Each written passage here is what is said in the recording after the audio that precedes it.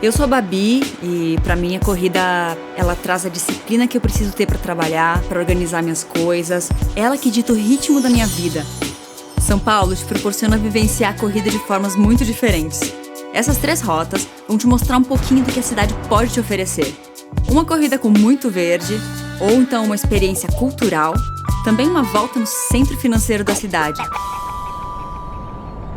Eu amo correr aqui no parque porque você tem 2 tipos completamente diferentes de corrida.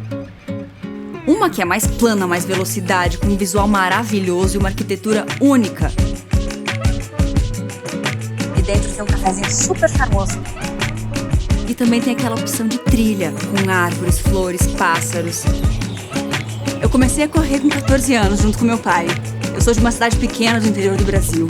E quando eu mudei para São Paulo, eu sentia muita saudade daquela paz que eu tinha na cidade pequena. E era correndo nos parques de São Paulo que eu sentia essa paz. Uma das melhores coisas do Brasil é poder acabar sua corrida com uma água de coco geladinha e natural. Correr no Centro Histórico de São Paulo é uma experiência cultural, além de ser uma rota super dinâmica com subidas e descidas. Aqui, uma dica importante é correr sem fone de ouvido, porque tem muita gente de todos os lados, então requer atenção redobrada. E para quem gosta de arquitetura e pontos culturais, aqui tem muita coisa legal para se ver.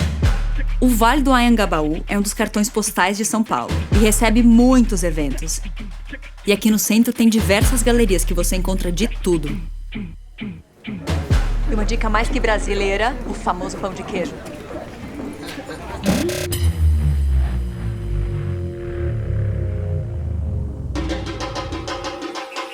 A Faria Lima é repleta de prédios modernos e tem uma ciclofaixa gigante que atravessa toda a avenida. O começo da rota fica numa região super conhecida por ter vários bares e arte de rua. E nesse longão você faz o trajeto da parte mais artística de São Paulo e acabando na parte da natureza do Parque Ibirapuera. Um dos meus parques preferidos. A galera vem correr aqui de dia, de noite, é incrível! E dentro do parque você pode tomar um açaí bem do ladinho da pista de corrida. Só uma dica, no fim de semana não dá pra vir porque é muito cheio de gente. Então venha dia de semana. E essas foram as minhas 3 rotas preferidas de São Paulo. Eu espero que isso te inspire e te motive a fazer as tuas também. Correndo, é claro. Bora!